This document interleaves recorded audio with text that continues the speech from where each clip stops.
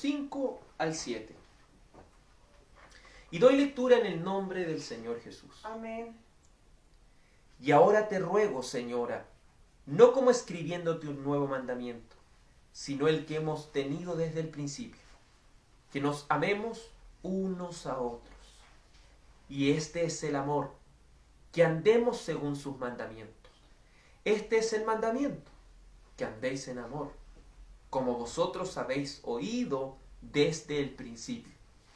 Porque muchos engañadores han salido por el mundo, que no confiesan que Jesucristo ha venido en carne. Quien esto hace es el engañador y el anticristo. Amén. Dios Padre y bendito Salvador, te agradecemos por permitirnos estudiar esta porción de las Escrituras.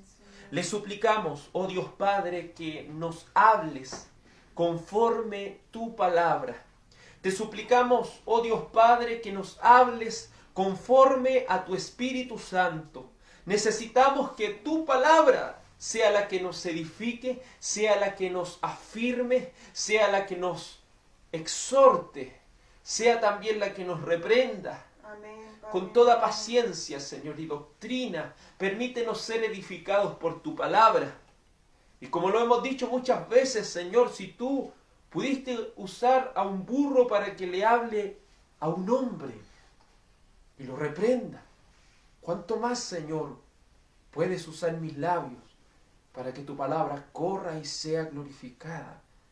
Porque hemos venido a buscar, Señor, tu gloria y no nuestra propia gloria. En el nombre de Jesús. Amén. Amén. Como usted bien lo sabe, estamos estudiando la segunda de Juan, versículo a versículo. Y como lo hemos dicho, esta es una carta personal según su contexto, según su gramática, es una carta, como usted bien lo sabe, y una carta precisamente personal. Es una carta porque tiene una salutación, tiene un desarrollo de lo que la carta significa o lo que quiere expresar el emisor de este mensaje, y luego termina ¿cierto?, con un mensaje de despedida. Hemos dicho que, tomándolo de manera textual, aquí le está hablando una señora que prestaba de alguna manera hospitalidad a los hermanos que predicaban. Recuerde que cuando el evangelio empieza a expandirse, empiezan a existir misioneros, y esos misioneros eran sustentados y hospedados por los hermanos. Pero el Señor, por medio del apóstol Juan, quiere hablarle a esta persona, quiere hablarle a esta mujer, a esta señora que hospedaba a todo este tipo de personas, y haciendo una aplicación de Primera de Juan, le quiere enseñar que no todo el que dice ser cristiano lo es, y que no debe hospedar a aquellos que no lo son, porque estaría apoyando a aquellos que son enemigos de la cruz de Cristo. Por eso, por medio de esta carta, y es muy similar, y lo hemos dicho que es como una aplicación de Primera de Juan. Primera de Juan es una epístola universal para ser leída por todos. San Juan, la segunda epístola de Juan era una carta personal que, por la gracia del Señor, nos ha permitido que ahora la podamos ver de manera pública y podamos entender las enseñanzas que nos tiene aquí preparada la palabra del Señor. Y dice el verso 5, y ahora te ruego, Señora, no como escribiéndote un nuevo mandamiento, sino el que hemos tenido desde el principio, que nos amemos unos a otros. Recordar que este mismo texto es utilizado, o parte de él es utilizado en la primera de Juan, por eso decimos, si usted va analizando cada uno de estos versículos, se va a dar cuenta que tiene su fiel reflejo en primera de Juan. Pero es una aplicación de lo que fue enseñado en primera de Juan. Y quiere expresárselo de manera personal a esta señora. Y primera de Juan, capítulo 2, verso 7, lo que habíamos estudiado hace varios meses atrás, dice, hermanos, no he escrito mandamiento nuevo, sino el mandamiento antiguo que habéis tenido desde el principio. Este mandamiento antiguo es la palabra que habéis oído desde el principio. Sin embargo, os escribo un mandamiento nuevo que es verdadero en él y en vosotros, porque las tinieblas van pasando y la luz verdadera ya alumbra. El que dice que está en luz y aborrece a su hermano, está todavía en tinieblas. Lo mismo está enseñando aquí. Y cuando habla del principio, no está hablando de la creación, está hablando desde el principio que ellos oyeron el mensaje del Evangelio. Y cuando ellos oyeron este mensaje del Evangelio, ellos entendieron este mensaje, que es un mensaje más que de conocimiento y de alejarse de las personas, es un mensaje de amor. Y de amor a aquellos que por la gracia del Señor tienen esta común fe. Debe existir de manera inseparable, como lo hemos dicho al principio, el amor y la verdad. Y ese amor y la verdad no solo está en una persona, sino que está en cada uno de los que son verdaderos cristianos. Por lo cual, cuando ellos se unan o se junten, cuando ellos se reúnan, tienen una comunión.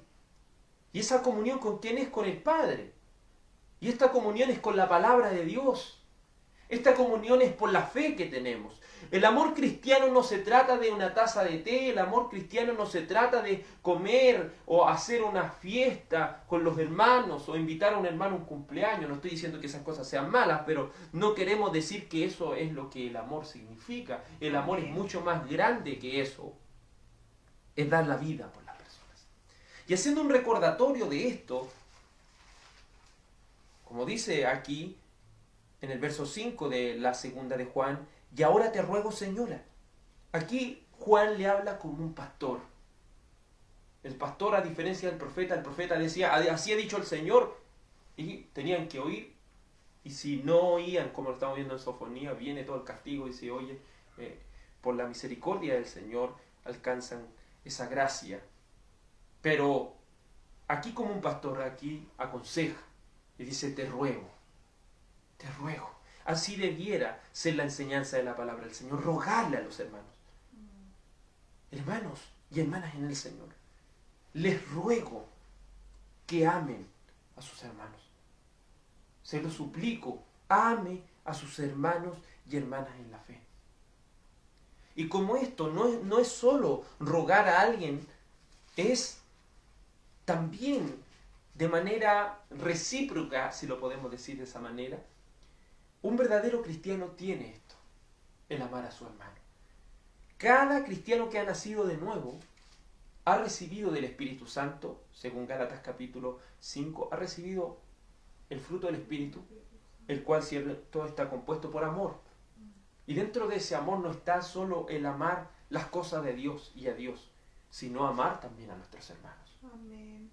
Y cuando hablamos de amar a los hermanos, de manera explícita, la primera de Juan, en el capítulo 3, versículo 10, empieza a enumerar lo que amar al hermano significa. Y vamos a recordar esto, porque aquí estamos escuchando esto y lo que le está diciendo aquí el apóstol Juan a esta mujer, te ruego, Señora, no como escribiéndote un mandamiento nuevo, sino que el que hemos tenido desde el principio.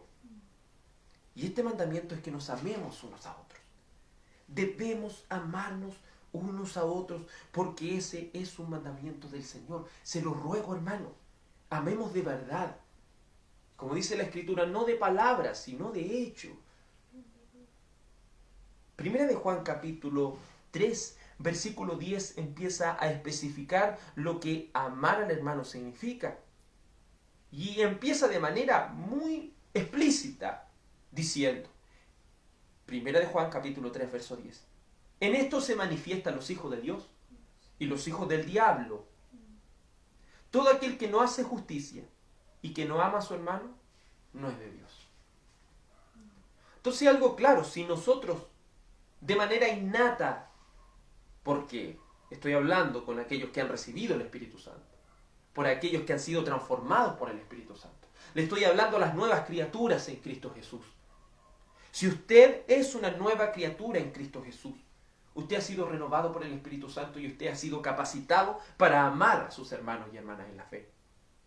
Por lo tanto, si usted verdaderamente es un hijo de Dios, es una hija de Dios, usted no solo va a practicar la justicia, sino que también va a amar a sus hermanos. Y si usted no ama a su hermano, si usted dice, es que para mí no es tan importante, para mí es más importante mi familia que los hermanos, Para mí es más importante otras cosas que los hermanos. Los hermanos son los hermanos en la fe. Piense esto por un momento. Son aquellas personas que van a estar con usted por la eternidad. Son con quien usted va a compartir una eternidad. Entonces aquellos que no aman a sus hermanos son del diablo. Aquellos que aman a sus hermanos en la fe son de Dios. Luego dice el versículo 11, porque este es el mensaje que habéis oído desde el principio. Desde que el Evangelio se les ha predicado, ustedes han entendido que la religión cristiana no se basa en algo solitario, como algunos han querido decir, la salvación individual y quieren pensar que leyendo en la casa, que orando en la casa de manera solitaria, va de alguna manera a agradar a Dios. Y eso no es cierto. La palabra de Dios habla que la iglesia es un cuerpo. Y un cuerpo está compuesto por muchos miembros. Por lo cual la iglesia no puede ser alguien solitario. Cuando hablamos de la iglesia hablamos de un cuerpo. Entonces eso es lo importante de esto. Si usted está en el cuerpo, usted tiene que amar cada parte del cuerpo porque usted lo necesita. El corazón sin las venas y sin las arterias, ¿de qué serviría? De nada. ¿De qué serviría un cuerpo sin el cerebro? ¿De qué serviría todas estas cosas esenciales que tenemos en nuestro cuerpo que el Señor nos ha dado? Porque este es el mensaje que ustedes han oído desde el principio del Evangelio, que se amen unos a otros. Esto es algo que el Señor nos ha enseñado desde el principio. Debemos amarnos unos a otros. Y el verso 12 dice, no como Caín, que era del maligno, y mató a su hermano. ¿Y por qué causa le mató? Porque sus obras eran malas, y la de su hermano justas. Entonces vamos viendo por medio de la palabra del Señor. Los hermanos se van a amar entre sí, hablando de hermanos en la fe, se van a amar entre sí porque tienen una común salvación, porque tienen un común redentor.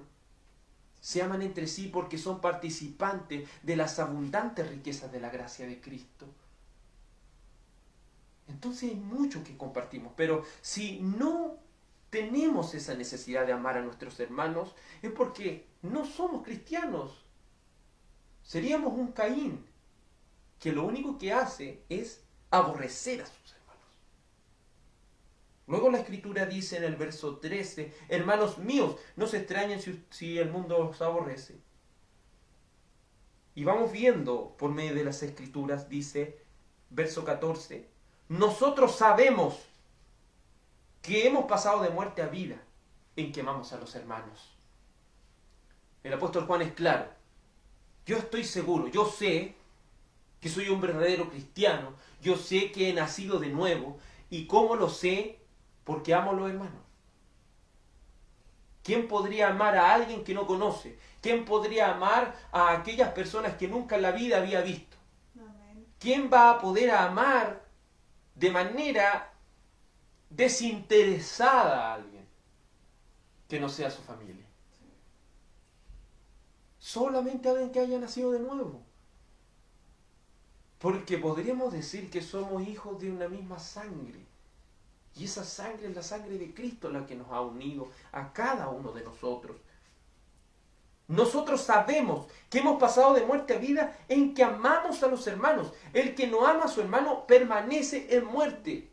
Una persona jamás ha nacido de nuevo si no ama a sus hermanos. Una es prueba de haber nacido de nuevo. Amar a los hermanos.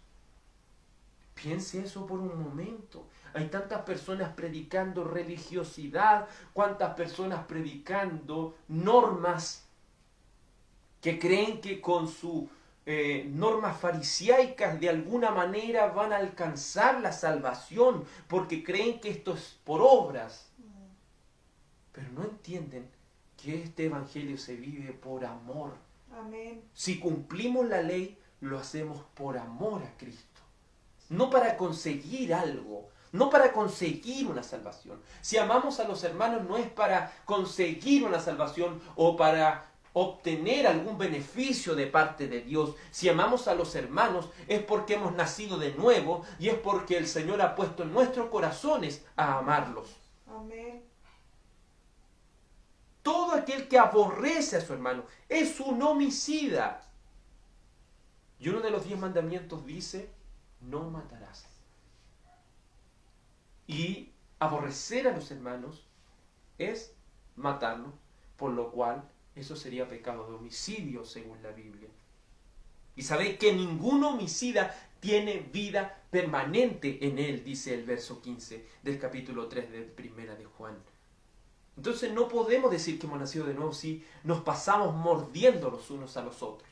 No podemos decir que hemos nacido de nuevo si no hemos oído el mensaje del Evangelio, el cual ha sido desde el principio. Si el principio del Evangelio, el amor, es la base más importante dentro de lo que es la palabra de Dios. Si no entendemos esa base, todo lo que hemos aprendido está malo. Entonces es algo gravísimo no amar a los hermanos. Es algo sumamente grave, porque eso quiere decir que Cristo no está en nosotros. Verso 16. En esto hemos conocido el amor, en que Él puso su vida por nosotros. También nosotros debemos poner nuestras vidas por los hermanos.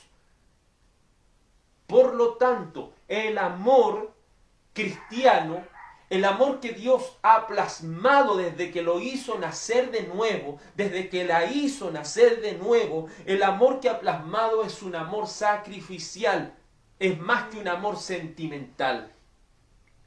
El amor del mundo en su mayoría se basa en amar de manera sentimental a las personas. Pero una cosa olvidamos, que los sentimientos van y vienen, que los sentimientos son como un termómetro, a veces están por las nubes y a veces están en el mismo suelo. Entonces nos vamos dando cuenta de que el amor del mundo es muy diferente al amor de Dios. Y el amor que Dios ha plasmado en nosotros y el amor que Dios nos ha enseñado a nosotros. El amor de Dios es sacrificial. ¿Está dispuesto a sacrificarse por sus hermanos?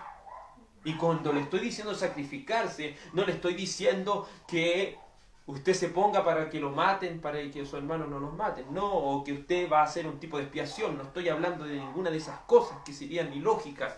Estoy diciéndole que usted debe sacrificar su tiempo por sus hermanos. Estoy diciéndole que usted debe y yo debo sacrificar mis bienes por mis hermanos.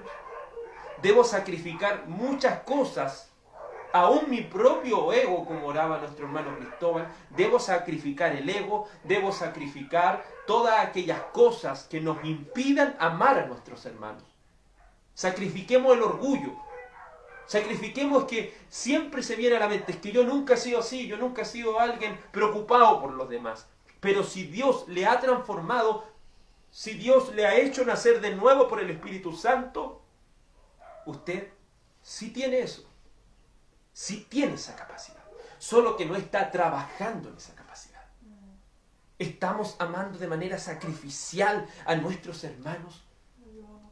Te ruego, como el apóstol Juan le dice a esta señora, te ruego que podamos andar en el mandamiento que es desde el principio. Y este mandamiento es que nos amemos unos a otros. Es la base de nuestro cristianismo. Es la evidencia fundamental de nuestro cristianismo. ¿Estaremos dispuestos a sacrificarnos por nuestros hermanos? Y cuando hablo de sacrificio, estoy abriendo un gran abanico de cosas. Cuando nos hacen daño nuestros hermanos en la fe, ¿estamos dispuestos a perdonar? Porque eso es un sacrificio. ¿Cuántas veces voy a perdonar a mi hermano? Dijo Pedro. Y el Señor le dijo, que diga, Pedro le dijo, Señor, hasta 7. Y le dijo Pedro, no 7, sino hasta 70 veces 7. Tú tienes que perdonar a tu hermano si él te hace daño. Tienes que hacerlo de manera sacrificial. Tienes que hacerlo de manera sacrificial. Piense que en uno de los 12 apóstoles, uno de ellos era un publicano llamado Mateo. Ese publicano llamado Mateo le cobraba impuestos aún a los de su propia nación. Era un hombre que humillaba humillaba a los judíos. Pero cuando el Señor lo convirtió, cuando el Señor lo transformó, ¿alguien podía mirarlo con rencor? ¿Alguien podía mirarlo con recelo? Absolutamente no. Porque debían amarlo como un hermano en Cristo. Así, si alguien nos hace daño, debemos amar a nuestros hermanos. Y la manera de amarlo es perdonarlo. Perdonarlo. Si él se arrepiente, nos dice, hermano, tuvo mal lo que hice. Nuestro amor cristiano, ¿sabe lo que va a hacer? Lo va a perdonar. Lo va a hacer. Porque, como dice el Padre Nuestro, y lo estudiamos hace algunos años, perdónanos así como nosotros perdonamos a quienes nos deben. Dios nos va a perdonar de manera proporcional, de acuerdo a lo que nosotros estemos dispuestos a perdonar. ¿Cómo Dios va a tener misericordia de nosotros si nosotros no estamos teniendo misericordia de los demás? No estoy diciendo que porque usted tenga misericordia, el Señor le debe la misericordia. No, le estoy hablando de un concepto, cómo usted quiere ser perdonado por Dios. Si usted y yo nos pasamos ofendiendo a Dios tantas veces y no estamos dispuestos a perdonar a otros, si queremos que Dios nos perdone, aprendamos a perdonar. Luego la Escritura dice, verso 17, pero el que tiene bienes de este mundo y ve a su hermano tener necesidad y cierra contra él su corazón, ¿cómo mora el amor de Dios en él? No estamos hablando de un amor aquí, Juan está diciendo en otras palabras, no estamos hablando de un amor aquí sentimentalista, que abrace al hermano, que le dé un beso al hermano, que lo abrace, que le diga te quiero hermano, no. Estamos hablando de algo mucho más que eso. Si ve a su hermano tener necesidad, ¿estará dispuesto a sacrificar sus bienes para ayudarle?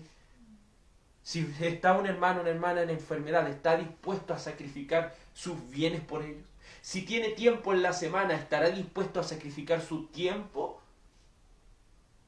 y nuestro tiempo para dedicarles atención a nuestros hermanos y hermanas en la fe?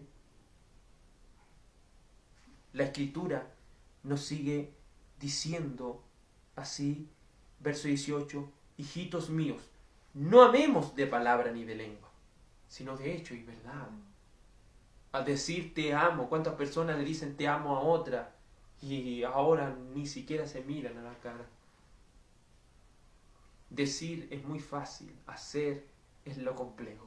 Pero si Dios nos ha hecho nacer de nuevo, es porque tenemos la capacidad de hacerlo. Verso 23. Y este es su mandamiento, que creamos en el nombre de su Hijo Jesucristo y nos amemos unos a otros como nos lo ha mandado. ¿Es amar a los hermanos de acuerdo a lo que yo piense que es? ¿Es acaso amar a los hermanos de acuerdo a lo que yo crea que es? Absolutamente no. Debemos amar a nuestros hermanos como el Señor nos ordena, no como yo crea que es cierto. Y como el Señor ordena, de manera sacrificial. Sacrifícate por tus hermanos, porque eso es muestra de que Cristo te ha cambiado. Primera de Juan capítulo 4, versículo 11. No vamos a tocar todos los textos porque usted sabe que cada uno de los capítulos de la Primera de Juan está hablando del amor de los hermanos. Cada uno de los capítulos hace alguna mención, alguna referencia a amar a los hermanos, pero estamos viendo las más explícitas porque esto ya lo vimos. Solamente lo estamos recordando como estamos estudiando la segunda de Juan. Primera de Juan capítulo 4, versículo 11 dice así la Escritura. Amados, si nos amamos así, leo desde el verso 10. En esto consiste el amor, no en que nosotros hayamos amado a Dios, sino que Él nos amó a nosotros y envió a su Hijo en propiciación por nuestros pecados. Amados, si Dios nos ha amado así, debemos también nosotros amarnos unos a otros. ¿Entendió el concepto del verso 10? Si Dios nos ha amado así, ¿qué quiere decir eso? ¿Acaso Dios esperó de que usted le amara para que Él le ame? ¿Acaso Dios esperó que usted se preocupara por las cosas de Él para Él amarle? No. El amor de Dios es sacrificial. Y al ser de manera sacrificial, Él no espera que la otra persona haga algo por mí, o en este caso haga algo por Él para Él amarlo. No. Él lo ama de manera desinteresada. Y usted dice, pero es que este hermano o esta hermana no me llama nunca. No es que este hermano o esta hermana nunca se ha preocupado por mí. Es que este hermano, si usted está pensando así, y si es cristiano y ha sido transformado por el Espíritu Santo de Dios y ha nacido de nuevo y está pensando así, déjeme decirle que está cayendo en la trampa de Satán. Está cayendo en la trampa del diablo. Porque solo el diablo podría colocar eso en su corazón. Solo su orgullo, la soberbia, la obstinación podría colocar eso en su corazón. Porque no debemos esperar que los demás se preocupen por nosotros para empezar a amar. Si Dios nos ha amado así. Y envió a su Hijo. Envió lo que más ama. Por aquellos que no le buscaban. Por aquellos que no preguntaban por Él. Amados, si Dios nos ha amado de esa manera, si Dios nos ha amado así, debemos también nosotros amarnos unos a otros. Amén. Amarnos de manera sacrificial. A Dios, verso 12, nadie ha visto jamás a Dios. Si nos amamos unos a otros, Dios permanece en nosotros. Esta palabra permanece, usted podría decir entonces Dios en algún momento puede permanecer como no puede permanecer. No, cuando esta palabra permanece en el griego y lo estudiamos hace unos varios meses atrás para refrescarle su memoria, es que el Señor se quede ahí, es que el Señor está ahí, es que el Señor está viviendo en esa persona. Entonces, si usted y yo amamos a nuestros hermanos de manera sacrificial, eso quiere decir que el Señor está viviendo en mi corazón. Eso quiere decir que el Señor está viviendo en mi corazón, en mi alma, en mi vida. Está residiendo en mí el poder del Espíritu Santo de Dios. Amemos a los hermanos. Y los amamos. Porque nadie ha visto jamás a Dios. ¿Cómo pretende, y los versículos que van más adelante, dice, cómo pretende alguien amar a Dios que no le ha visto? Y si no ama a sus hermanos que le ha visto, ¿cómo va a pretender amar a alguien que no ha visto nunca? Empecemos amando a los que vemos. Empecemos amando a aquellos que Cristo ha amado. Amén. Y ha dado lo más importante, el Padre, su Hijo, para el pago de nuestros pecados. Entonces, el amor es más allá que un sentimentalismo. El amor es mucho más allá que compartir algún asado o compartir algo. Aunque eso se puede hacer, sí, no estoy en contra de eso, pero sí le estoy diciendo que el amor se ve cuando usted tiene que actuar en una situación de necesidad, en una situación de preocupación, en una situación en la cual estos hermanos y hermanas le necesitan. Volvamos a la segunda de Juan, verso 5. Y ahora te ruego, Señor, no como escribiéndote un nuevo mandamiento, sino el que hemos oído desde el principio, que nos amemos unos a otros. Y este es el amor, que andemos según sus mandamientos. Y este es el amor, que andemos según sus mandamientos. Esta palabra andemos es muy importante, porque denota el caminar con Dios, caminar en el amor de Dios, caminar en la palabra de Dios, transitar por la palabra de Dios, porque el Evangelio no es algo que solamente se piensa, el Evangelio es algo que se lleva a cabo. El Evangelio es algo que se vive en cada área de nuestra vida. El Evangelio es mucho más que palabras. El Evangelio son hechos, son evidencias. El Evangelio es algo que tiene que estar residiendo en nuestros corazones. Y aquí nos insta la palabra del Señor a amar esta palabra del Señor, pero caminando en ella. Y este es, dice la Escritura, y este es el amor, que andemos, que caminemos según sus mandamientos. Como aquel libro de Génesis dice con respecto a este hombre llamado Enoc, que dice, caminó con Dios y Dios se lo llevó. Algunas personas que sin entendimiento han leído ese texto pensaban que iba caminando con el Señor de manera textual, pero obviamente ahí está hablando de caminando en las cosas de Dios, sirviendo al Señor, andando en este amor por las cosas de Dios. Y este es el amor. El amor es una evidencia. Este es el amor. Que andemos según sus mandamientos. Como lo dijimos al principio, el amor y la verdad tienen una relación muy estrecha e inseparable. Tanto así que la obediencia a las Escrituras es prueba de un amor verdadero a Dios, amando al prójimo como amando a las cosas de Dios. Es algo recíproco. Recuerde que los 10 mandamientos, cuando lo estudiamos lo vimos en las 2 tablas. La primera tabla tiene 4 mandamientos referidos a Dios, la segunda tabla 6 referidas al prójimo.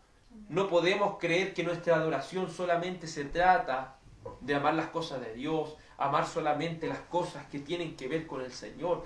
También tiene que ver con el Señor amar a nuestro prójimo como a nosotros mismos. El libro de Romanos capítulo 13 versículo 10 nos esclarece más este verso. Romanos capítulo 13 versículo 10 dice así la Escritura: el amor no hace mal al prójimo, así que el cumplimiento de la ley es el amor. El amor no le hace daño al prójimo. Amemos de manera sacrificial a nuestros hermanos. Amemos de manera sacrificial, porque el cumplimiento de la ley es el amor. Entienda esto, la ley, mucha gente ha malentendido la ley y cree que la ley, los 10 mandamientos, los 613 mandamientos, son una manera en la cual Dios va a decir: cumpliste tantos mandamientos, si cumpliste más de la mitad, al cielo; si cumpliste menos de la mitad, al infierno. Eso es imposible, porque estamos hablando de un Dios justo, no de un Dios injusto, no de un Dios parcialmente justo. Cuando hablamos de la justicia de Dios, estamos hablando de perfección. Amén. Por lo cual, bastaría con solamente fallar en un punto de la ley para hacernos culpables de todo. ¿Y cuándo fue la última vez que hicimos eso? Por eso es tan importante entender que por las obras de la ley ningún ser humano será justificado ante Dios. Ningún ser humano será declarado justo ante Dios por las obras de la ley. Pero el cumplimiento de la ley es el amor. Por amor voy a poner por obra la palabra de Dios. Por amor voy a amar a mis hermanos y hermanas en la fe. Porque toda la ley se cumple de acuerdo al amor de Dios. San Juan 14, 21. San Juan 14, 21. Evangelio según San Juan, capítulo 14, versículo 21, dice así la Escritura: el que tiene mis mandamientos y los guarda, este es el que me ama. Y el que me ama será amado por mi Padre, y yo le amaré y me manifestaré a él. El que tiene mis mandamientos y los guarda, no solamente tiene un conocimiento intelectual acerca de los mandamientos del Señor. Esta palabra guardar, recuerde, significa atesorar. Y más propiamente tal, en hebreo significa colocarlo acá al frente.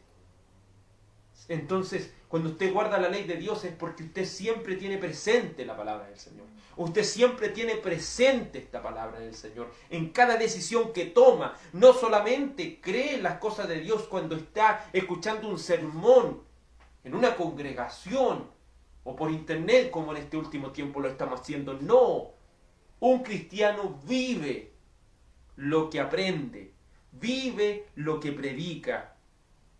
Y un verdadero cristiano no solamente tiene los mandamientos de Dios, los atesora para ponerlos por obra en su vida.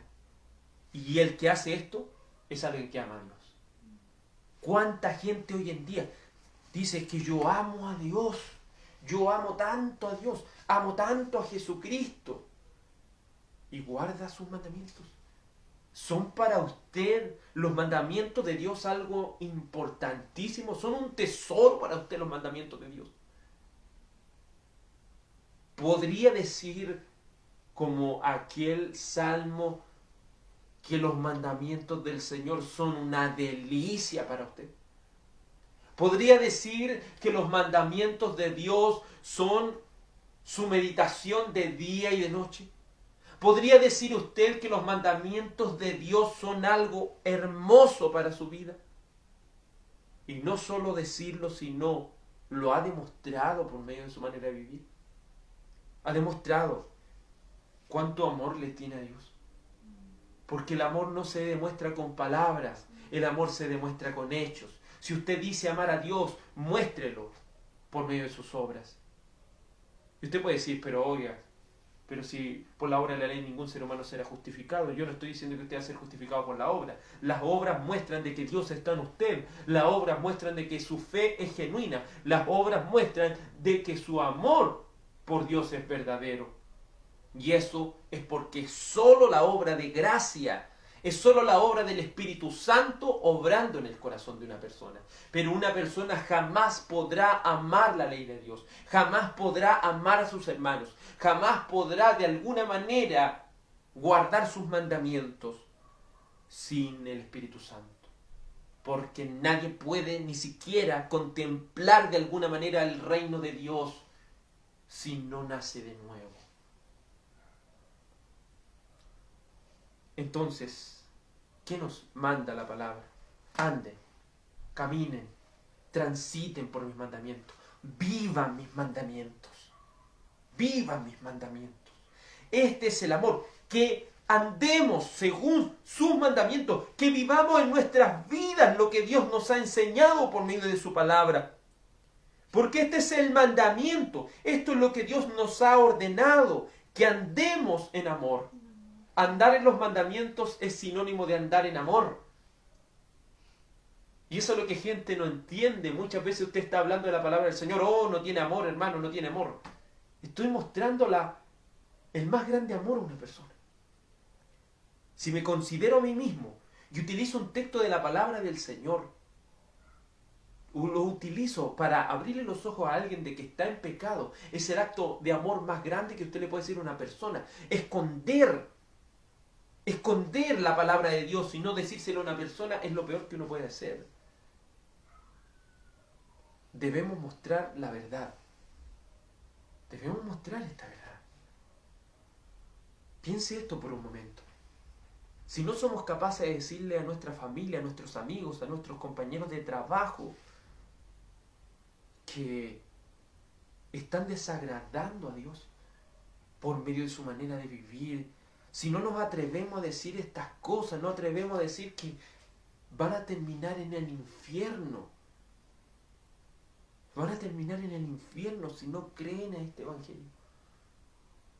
Van a ser castigados por siempre. Pero ¿qué? Muchas veces creemos que el evangelio es solamente para hablarle a otros cristianos. El evangelio es para que lo prediquemos a todos. Y cuánto más a los que están a nuestro lado.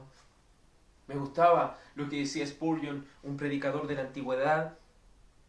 Prediquemos a Cristo como si hubiera resucitado ayer. Prediquemos a Cristo como si esto fuera ayer que pasó. ¿No? Hablemos de Cristo. Hablemos de Cristo. Como si hoy mismo viniera. Hablemos de Cristo.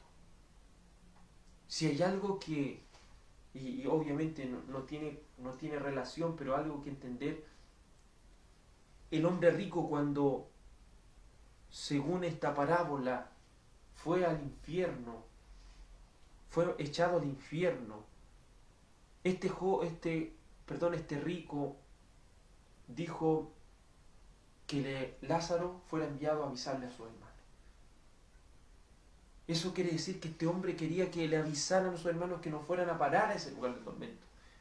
Si ese es el sentimiento de una persona que ha fallado delante del ojo del Señor, ha desagradado los ojos delante del ojo del Señor, se ha despreciado la gracia de Dios, y si su sentir es que otros no vayan a parar ahí, ¿cuánto más debiera ser el sentir de un verdadero y genuino cristiano predicar este evangelio de la reconciliación.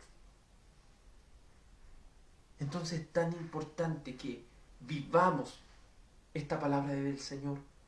Caminemos en el amor de Dios, porque el amor de Dios es sinónimo de vivir la palabra de Dios. Amar la palabra de Dios es sinónimo de obediencia.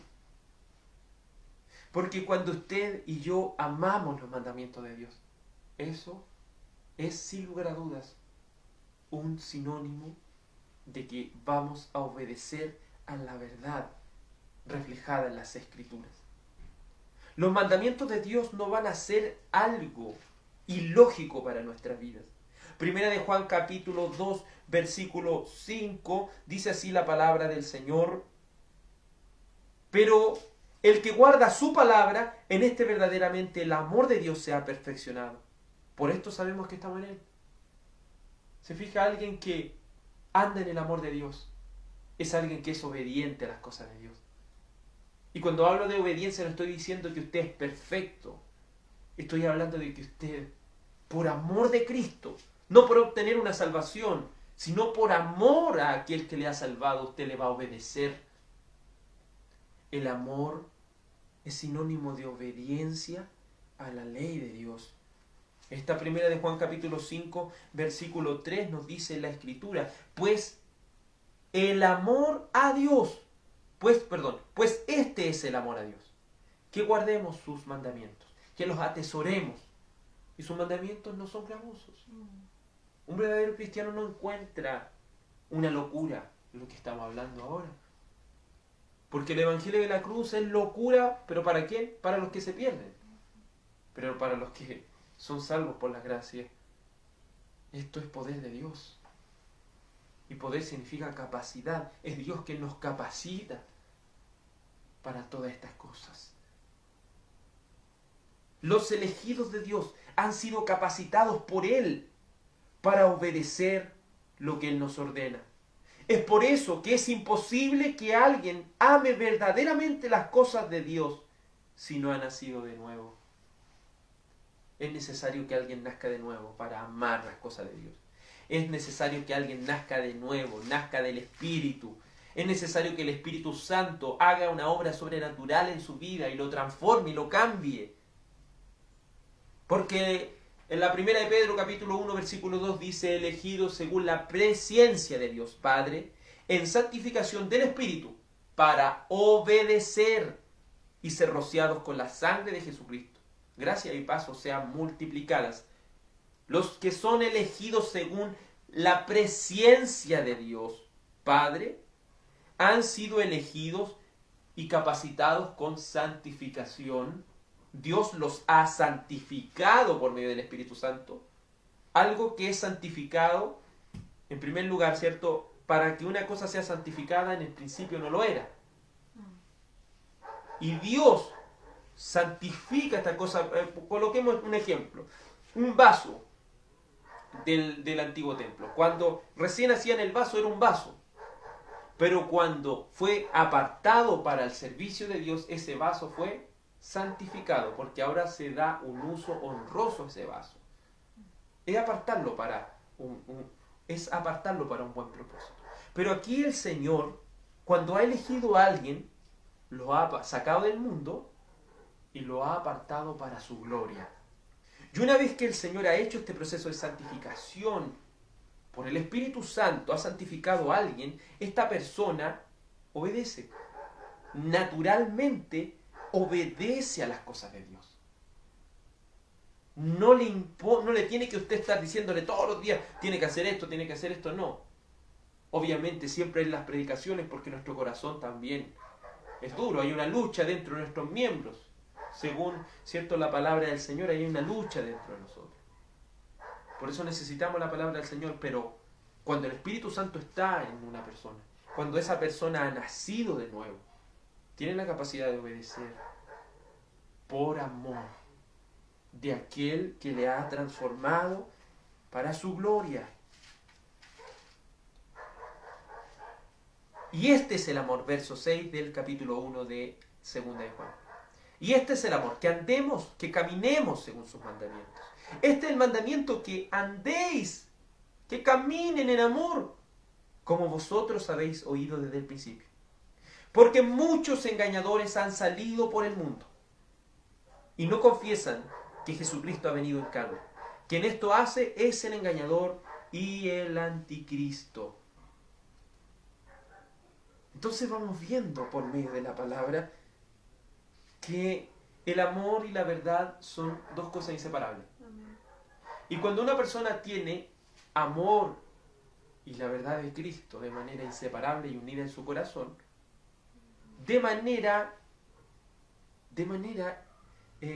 esta persona va a obedecer.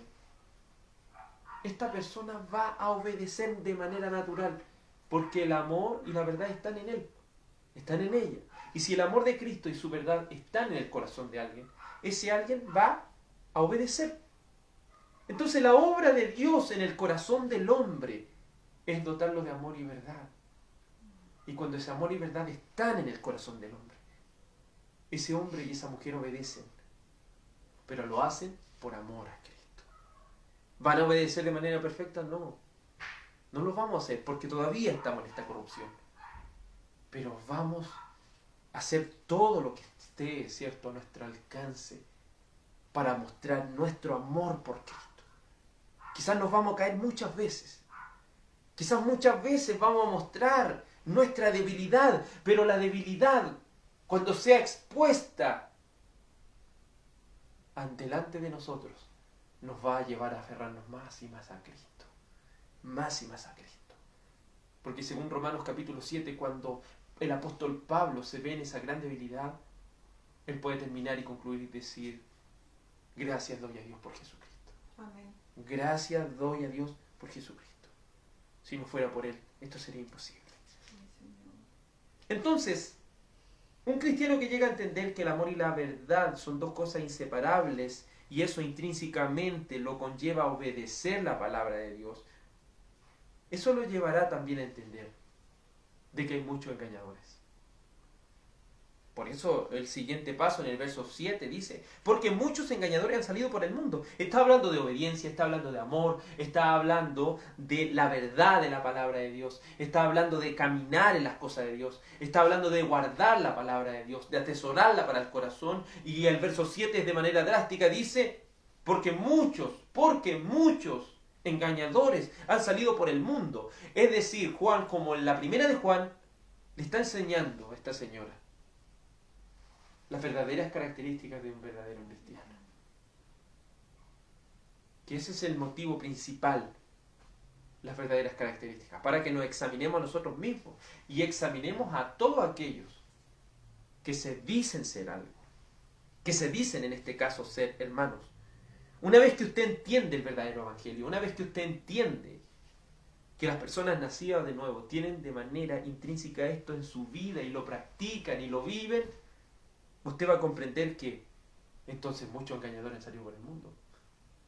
Conozco a muchos cristianos, muchas personas que se dicen cristianos, entonces ahora que entiendo que esto es el evangelio, ahora que entiendo que esta es la palabra del Señor y que así se comporta un cristiano, ahora me doy cuenta que son muchos los farsantes. Amén. Esto me lleva a entender que son muchos los farsantes. Esta mujer era una mujer muy hospitalaria, era una mujer que recibía a todas las personas. Ya viene una persona predicando a Cristo, que se quede en mi casa, le voy a dar de todas las cosas.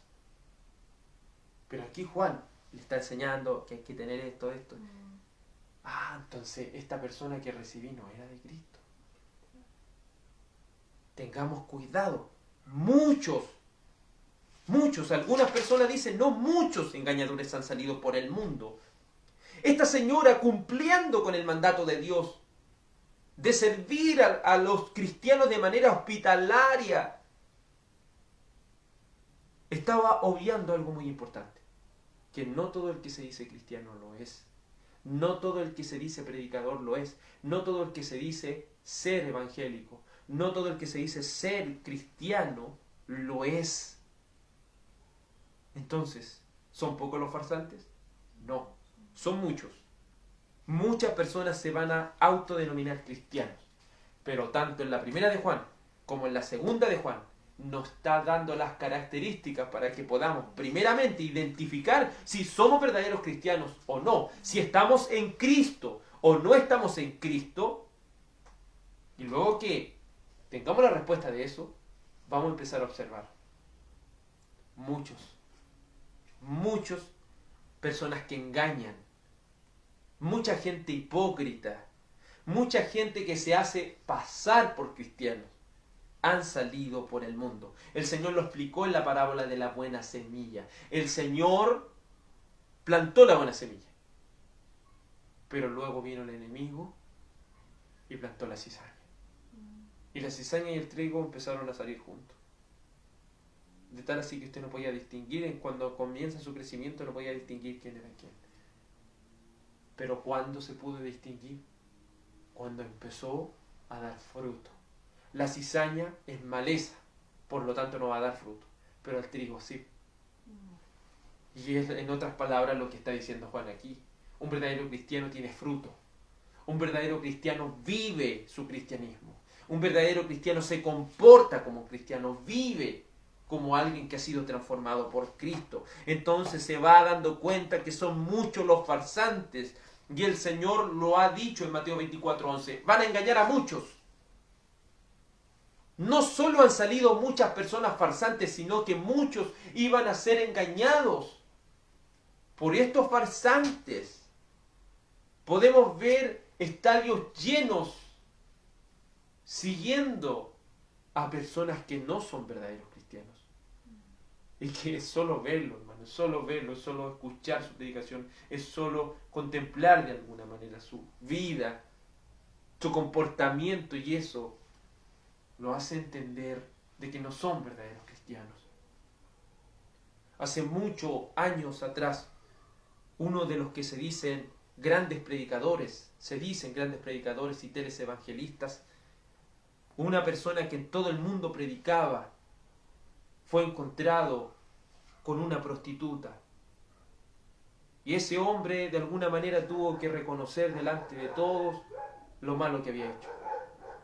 Pero este hombre fue pillado en segunda vez con una prostituta, engañando a su esposa. Entonces puede usted decir, esa persona ya no es cristiano. Déjeme decirle que esa persona de nuevo empezó a predicar. Y se salió de la iglesia que estaba, hizo otra, y empezó a llegar mucha gente. Entonces la palabra del Señor dice que hay que tener buen testimonio de lo de afuera, en lo mínimo, lo básico. Marido de una sola mujer, entonces ya no está cumpliendo con los requisitos, pero sigue predicando y sigue llenando iglesias, sigue llenando lugares de predicación. Sigue mucha gente sirviéndole. ¿Y eso qué lo lleva a decir? Van a engañar a muchos. Muchas personas se van a ir al infierno pensando que eran cristianos. Y eso es bíblico porque la palabra del Señor lo dice de manera muy clara y evidente. Muchos en aquel día van a decir, Señor, Señor, en tu nombre hicimos esto, en tu nombre hicimos esto otro. Y el Señor le va a decir, yo no sé quiénes son ustedes. No es que el Señor en su omnisciencia no sepa quiénes son. Él está diciendo, no tienen ninguna cercanía conmigo, no tienen ninguna relación conmigo. Yo no los conozco a ustedes. Ustedes no son verdaderos. Apártense de mí, hacedores de maldad. La segunda de Pedro, capítulo 2, versículo 2. Segunda de Pedro, capítulo 2, versículo 2, dice, verso 1, perdón. Pero hubo también falsos profetas entre el pueblo, como habrá entre vosotros. Aquí le está hablando esto en una carta universal a toda la iglesia. Le está diciendo, en las iglesias se van a levantar farsantes. Si en el pueblo de Israel hubieron falsos profetas, habrá entre vosotros falsos maestros, falsas personas que prediquen y que van a introducir de manera encubierta herejías, o sea, insultos al Señor. Van a insultar al Señor. Herejías, esos insultos no solo van a ser insultos, sino que van a ser insultos destructores. Y aún van a negar al Señor que los rescató, atrayendo sobre sí mismos destrucción repentina. Y usted puede decir, esas personas están solos. No, y muchos seguirán sus disoluciones. Recuerde que la palabra disolución no es desilusión, es disolución. Significa libertinaje, significa desenfreno. Entonces muchas van a seguir su desenfreno. Es que estas personas van a predicar cosas agradables a la gente. Y así usted puede ver que hay tantos... Si las iglesias de muchos se llenan, y no estoy diciendo obviamente de todos, pero si de la mayoría se llenan, ¿será porque están predicando el verdadero mensaje? Porque cuando se predica el verdadero mensaje, Cristo mismo nos enseñó. Cristo empezó a predicar el buen mensaje y ya muchos ya no andaban con él.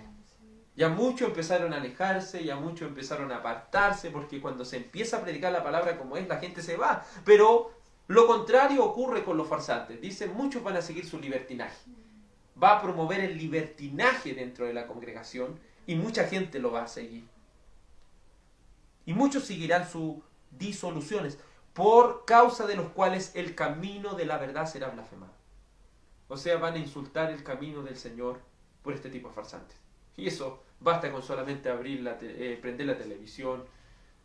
El otro día podían mostrar, ¿cierto?, a este hombre llamado el Pastor Soto, haciendo un llamado a todas las personas que van a sacar su 10%, que le den el diezmo a los pastores, imagínense, hermano. Y utilizando el texto del Antiguo Testamento de que no lo hagan, le están robando al Señor. ¿Qué es lo que provocan estas personas? Que insulten las cosas del Señor. Amén. Descontextualizando la palabra de Dios. ¿Qué es lo que están provocando, hermano? ¿Qué es lo que están provocando? La mofa, la risa de la gente. El insulto, la burla. Y todo esto porque por causa de ellos blasfeman contra Dios. Verso 3. Y esto va acompañado de lo que estamos diciendo. Y por avaricia harán mercadería de vosotros con palabras fingidas. Sobre los tales ya de largo tiempo la condenación no se tarda y la perdición no se duerme. Todo esto tiene un trasfondo de avaricia. Si las personas, este tipo de farsantes, quiere llenar estadios, quiere llenar iglesias, ¿sabe por qué lo hace? Por un motivo monetario. Porque encontró que la gente es una mercadería, es alguien que le puede producir ganancias. Y por eso predica, para ganar dinero. Pero aquellos que predican para ganar dinero son unos hijos del diablo. Son personas que han negado a Dios, han negado al Señor, han vendido al Señor tal como lo hizo Judas, por dinero. Han vendido, han falsificado la palabra de Dios. Todo esto por dinero. Verso 4 dice, porque si Dios no perdonó a los ángeles que pecaron, ¿qué es lo que hizo Dios? No los perdonó. Y usted puede decir, hoy si Dios tiene que ofrecerle perdón a todo el mundo. No. Si Dios no perdonó a los ángeles, no quiso perdonar, no lo hizo. ¿Y quién le podía decir algo al Señor hoy? El Señor no los perdonaste. No, pero si ellos están recibiendo el justo castigo, el perdón no es... Dios no está obligado a darle el perdón a la gente, eso es lo que debe entender. El perdón es algo que nace del corazón de Dios, Amén. No es una imposición. Dios está obligado a hacer justicia, pero no está obligado a tener misericordia. Porque la Escritura dice, tendré misericordia de quien yo quiera tener misericordia. Me voy a compadecer de quien yo quiera compadecerme. Porque si una cosa sabe cada persona que estudia la Biblia de manera responsable, es que cada uno de nosotros, si algo merece, es el infierno. Si algo merece, es el juicio y la ira del Señor, porque hemos despreciado su palabra. Porque si Dios no perdonó a los ángeles que pecaron, sino que arrojándolos al infierno, los entregó a prisiones de oscuridad para ser reservados del día del juicio. Y si no perdonó al mundo antiguo, sino que guardó a Noé, pregonero de justicia, con otras 7 personas, trayendo el diluvio sobre el mundo de los impíos, y si condenó por destrucción la ciudad de Sodoma y Gomorra, reduciéndolas a ceniza y poniéndolas de ejemplo a los que habían de vivir impíamente. Y así, ¿cierto? Va diciendo una y otra cosa. Si el Señor no hizo esto, no los perdonó, ¿qué cree que va a pasar con este tipo de personas? Que lo único que hacen es ensuciar las cosas de Dios. El justo juicio del Señor. Porque si el Señor no perdonó todas estas cosas, tampoco va a perdonar a este tipo de personas que falsifican la palabra de Dios. Juan, el apóstol Juan, ya en su tiempo, era el último apóstol viviente. Ya en su tiempo le estaba viviendo estas cosas. ¿Cuánto más nosotros, más de 2000 años después, predicando esta verdad? Seguimos con el mismo problema. Muchos engañadores han salido por el mundo. Son muchos farsantes que han venido. Y dice así, 2 de Juan, capítulo 1, verso 7, porque muchos engañadores han salido por el mundo, que no confiesan que Jesucristo ha venido en carne. Quien esto hace es el engañador y el anticristo. ¿Qué quiere decirnos aquí la palabra del Señor? Y también lo estudiamos cuando vimos en profundidad la primera de Juan. Los docetistas eran personas, un grupo de, entre comillas, cristianos, que decían que Jesucristo había venido pero en forma de un fantasma, había venido de forma espiritual, pero nunca vino Él, el Señor, de manera corporal. Y eso es una blasfemia. Es una blasfemia. Tal así que el apóstol Juan los catalogó de anticristos. Personas que están en contra de Cristo. Una cosa que lo hemos dicho en nuestro estudio de Juan, de la primera de Juan, el único en utilizar esta palabra anticristo es Juan. No hay ningún otro en la Biblia que utilice esta palabra. Solamente Juan, en la primera y en la segunda de Juan, utiliza esta palabra, anticristos. Entonces estos docetistas predicaban la falsa doctrina. Y le está diciendo a esta mujer, hay personas que se dicen ser cristianos, son muchos engañadores, y que están predicando blasfemias en contra de las cosas de Dios. Entonces, si estamos hablando del amor bajo la unidad de la verdad y la obediencia, no podemos estar recibiendo a personas que blasfeman en contra de Dios. No podemos estar recibiendo a personas y siendo hospitalarios con personas que no andan según la verdad de Cristo. Entonces ahí también es refutado ese falso amor que la gente dice, no, si usted tiene que amar a todo el mundo. En el sentido, lo estoy diciendo obviamente, hay que amar, pero no avalar lo que estas personas están haciendo. No prestarle ayuda, por ejemplo, a un predicador. Si una persona dice, estoy en esta iglesia y yo sé que el pastor está robando, yo sé que, o algún ministro dentro de la iglesia está haciendo esto, lo pillaron haciendo esto, lo pillaron haciendo esto, pero yo sirvo a Cristo, yo estoy siguiendo. Eso es una muestra de que usted está participando con lo que esa persona está haciendo. Si usted está consciente que estas personas están haciendo esto y usted sigue ahí, eso quiere decir que usted está siendo participante de lo que esas personas están haciendo. Porque usted lo está avalando. Con solo quedarse ahí, usted lo está avalando. Y a eso va apuntado esta carta. Esta señora, podríamos decir que tenía corazón de abuelita. No, si ya es que... Pero la palabra dice, de manera muy clara, hay muchos farsantes que han salido. Hay gente negando, gente que se dice cristiana negando ¿cierto?, la venida de Cristo de manera corporal, negando que el Señor vino, se encarnó, negando la encarnación de Cristo. Ahí está la palabra. Hay gente negando la encarnación de Cristo y usted lo está recibiendo en su casa. ¿Acaso va a recibir este tipo de personas? Veremos la siguiente semana lo que hay que hacer con este tipo de farsantes. Amén. Pero si hay algo que usted y yo debemos tener claro, es de que muchos anticristos han salido. Muchos farsantes han venido. Cuidémonos de los que niegan la salvación por gracia. Cuidémonos de los que niegan la soberanía de Dios en la salvación. Cuidémonos de aquellos que niegan la preciosa palabra de Dios. Amén. Cuidémonos de aquellos que predican a Cristo solo por ganar dinero. Cuidémonos de todas estas cosas. Porque no han salido pocas personas diciendo que son falsas, son verdaderos cristianos. Han salido muchos, de los cuales, como dijo el apóstol Pablo, y aún lo digo llorando, son enemigos de la cruz de Cristo. Vamos a orar a la presencia de Dios. Amado Padre y bendito Señor, estamos llegando, Señor, a la parte fundamental por la cual Juan escribió esta carta.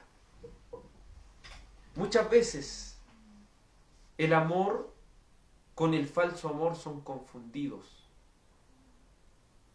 Amar no significa aceptar el error.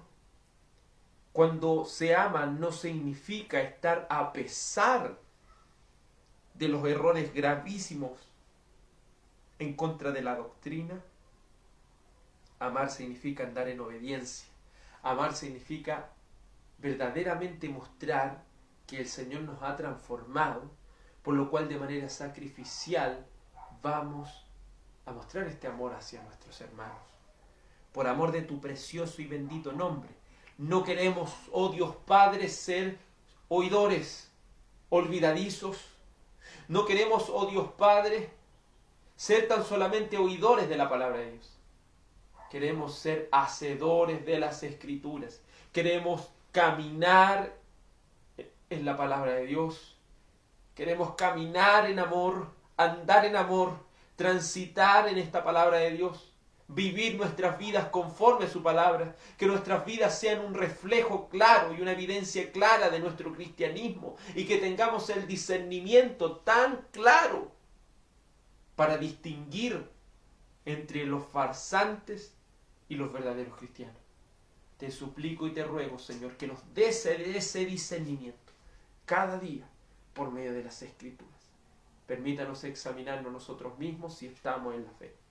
Te suplico y te ruego que la gracia, la paz y la misericordia de Cristo sea con cada uno de nosotros.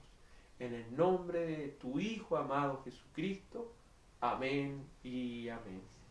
Glorias sean dadas al Señor nuestro Salvador. El Señor, nuestro Dios, les bendiga a cada uno. Amén.